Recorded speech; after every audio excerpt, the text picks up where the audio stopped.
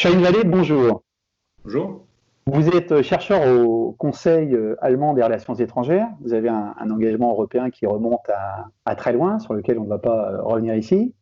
On entend en ce moment beaucoup de personnes, et y compris des chefs d'État européens, se plaindre d'une absence de solidarité européenne dans le cadre de la crise économique qui fait suite à la crise épidémique. Euh, je vais reprendre les termes d'Emmanuel Macron qu'il a utilisés dans un entretien qu'il a donné au Financial Times très récemment. Il parle de moment de vérité.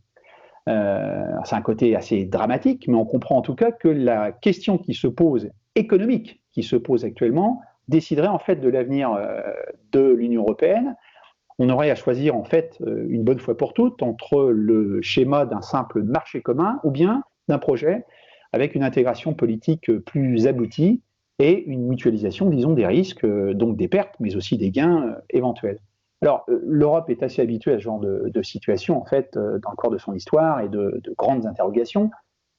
Toujours est-il qu'il est vrai qu'on fait face à ce genre de moment où la crise épidémique devient crise économique, puis crise existentielle. Ça explique aussi ce pourquoi les 27 ont du mal vraiment à prendre des décisions malgré tout, parce que la question qui se pose est vraiment très importante, même si, pour être clair, l'union monétaire n'ayant jamais été achevée, ce n'est pas une question vraiment nouvelle. Alors ma première question, c'est quelle est l'analyse que vous faites bien sûr de cette situation, et est-ce que vous pensez que l'heure est aux concessions pour essayer d'arriver à un compromis et donc de faire de nouveaux petits pas comme le veut la stratégie communautaire, ou est-ce qu'il ne serait pas ce ne serait pas l'occasion de faire un bond en avant beaucoup plus décisif en acceptant et en assumant une forme de mutualisation de la dette? Je pense en effet qu'on est à un moment clé. C'est pas la première fois qu'on parle de moment de vérité, mais je pense qu'on est en effet à un tournant. Et je pense qu'il faut distinguer la question de la solidarité en deux morceaux. Il y a la première qui est de la solidarité vis-à-vis de la crise épidémique, qui exige qu'on partage des ressources médicales, qu'on coordonne notre réponse médicale et qu'on gère le mieux possible ensemble cette crise. Et il y a la deuxième qui est la question de la solidarité économique. Parce que ce qu'on est en train de vivre aujourd'hui, c'est un choc économique massif. Le choc de 2008-2009 à côté est petit. On est sans doute en train de vivre un choc plus important que celui de la crise des années 30. Et ce qui va se poser comme question dans l'après-crise, c'est comment est-ce qu'on va gérer le surplomb de dette qu'on aura créé pendant les mois ou années de choc.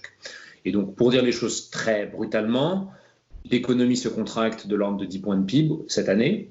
La dette, le déficit augmente de l'ordre de 10 points aussi. Ça veut dire qu'on va se retrouver avec des stocks de dette qui vont augmenter partout en Europe de l'ordre de 20 points de PIB sur les 18-24 prochains mois.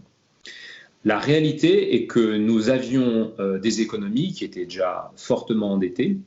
Et donc, la solidarité dont on parle aujourd'hui, ce n'est pas tant la solidarité face à la crise médicale, c'est de savoir si ce surplomb de dette qu'on a créé pendant ces 24 mois va être un surplomb de dette qu'on décide d'une part de partager, d'autre part de monétiser. Je reviendrai sur ce que la monétisation veut dire dans un moment, mais je pense que les négociations qui sont en cours aujourd'hui à l'Eurogroupe ou au Conseil européen vont surdéterminer la politique européenne, mais aussi la politique nationale pendant les 20 prochaines années, selon qu'on décide de partager et de monétiser ce stock de dette, ou selon qu'on décide que chacun se débrouille avec sa dette et se débrouillera ensuite pour réduire son niveau d'endettement avec des politiques de consolidation et d'austérité. Et donc ce qui se joue aujourd'hui, ce n'est pas tant la solidarité européenne et l'idée politique européenne, c'est aussi la capacité des États membres sur les 20 prochaines années de gérer leur économie. Et donc je pense que ce moment est du coup central. Tous les gens qui fantasment sur le monde d'après, la préoccupation qu'on aura pour les services publics, pour l'école, pour la santé, ne se rendent peut-être pas compte qu'en fait, cet avenir ou ce monde d'après se joue aujourd'hui dans la capacité européenne à mutualiser et monétiser la dette. Et donc là, moi, je suis un petit peu inquiet parce que ça fait plusieurs semaines maintenant que cette idée est discutée par les chefs d'État européens et par les ministres. Et en réalité, on a fait très peu de progrès, en partie parce que la crise de la zone euro de 2010-2012 a produit un consensus sur ce que constituait la solidarité européenne, qui est à mon avis un consensus vicié. C'est-à-dire qu'on considère comme étant de la solidarité l'idée de prêter à un État membre à des conditions favorables en échange de conditions sur sa politique économique. C'est en gros les plans de sauvetage qu'on a mis en œuvre en Grèce, en Espagne, au Portugal. Je pense que ces plans-là sont entièrement inadaptés à la situation actuelle dans laquelle, en fait, prêter de l'argent à un État membre ne résout rien à son problème. Ce qu'il faut, en réalité, c'est trouver un moyen d'annuler une partie de la dette qu'on est en train de créer pendant les mois ou années qu'on est en train de vivre aujourd'hui. Et donc, le seul moyen, à mon sens, d'annuler cette dette, c'est soit, à l'issue de cette crise, de faire une grande conférence sur la dette et de faire des annulations de dette publique, ce qui me semble très difficile à organiser en Europe, très coûteux économiquement et socialement, et donc très destructeur. La version la plus douce de faire ça, c'est en gros que la Banque centrale achète ce surplomb de dette, ce qu'elle est déjà en train de faire, et qu'elle s'engage à le garder ad infinitum, et que donc cette dette ne soit plus jamais revendue, et que du fait, elle soit financée par de la création monétaire. Et aujourd'hui, on prend le chemin de cette monétisation, mais il a besoin d'être endossé de fait indirectement par les chefs d'État en acceptant une forme de mutualisation. La monétisation de la dette sera d'autant plus facile que les États européens auront accepté de la mutualiser. Et donc tout l'enjeu de cette semaine, notamment le Conseil européen qu'on va avoir, c'est de voir si les Européens sont prêts à accepter de fait la mutualisation de cette dette et ensuite sa monétisation. Merci, c'est extrêmement clair et on comprend qu'on est véritablement à un moment assez décisif. Et le fait est, pour ce qu'on en a vu, même si on ne peut pas évidemment présager de ce qui sera décidé au Conseil, que les 27 ont manifestement vraiment du mal à s'entendre. Par-delà, bien sûr, la dramatisation médiatique et l'opposition entre les camps, mais elle correspond à une réalité. Il y a vraiment une opposition assez forte. D'où la question que je vous pose. Est-ce qu'on ne peut pas envisager alors, est-ce que c'est possible qu'un plus petit groupe de pays, une espèce d'avant-garde de pays, ne continue sur le chemin d'une intégration plus aboutie sans attendre les autres ou peut-être en le faisant simplement avant les autres? Non, c'est la question clé en effet. C'est un peu paradoxal de dire que d'un côté, cette mutualisation de la dette est inévitable et absolument nécessaire, et de l'autre, de la rendre contingente à un accord des 27. Et je pense que la question qui va se poser en partie lors du prochain Conseil européen, c'est de savoir si le groupe de pays qui est favorable à cette mutualisation est capable et suffisamment déterminé pour avancer, au moins dans un premier temps, seul.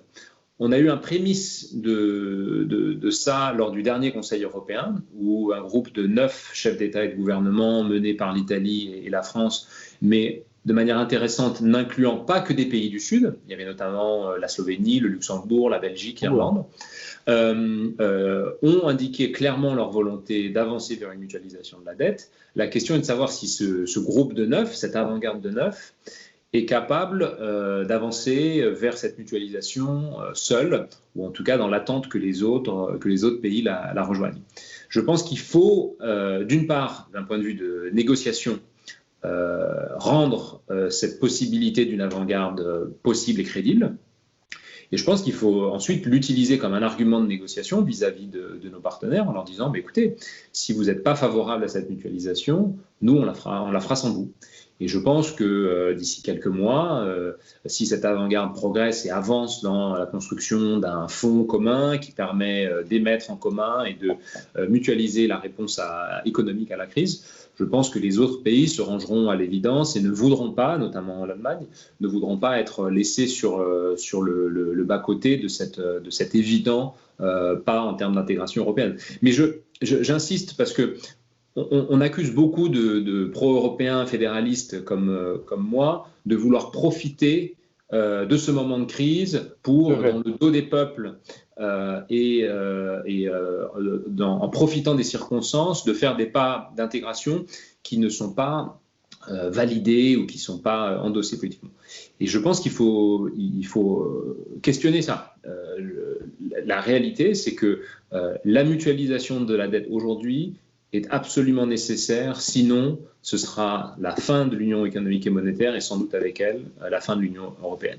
Nous avons en effet depuis Maastricht une architecture de l'Union économique et monétaire entièrement incomplète parce qu'on n'a pas eu à l'époque le courage de dire aux Européens qu'une union économique et monétaire, ça voulait dire mutualiser la politique monétaire, mais ça voulait dire aussi mutualiser une partie de la politique budgétaire. Et je pense qu'il faut aujourd'hui corriger l'architecture incomplète qu'on a décidée lors du traité de Maastricht. Vous avez bon espoir qu'ils y arrivent ? Je souhaite être optimiste. Je pense que ce sera difficile.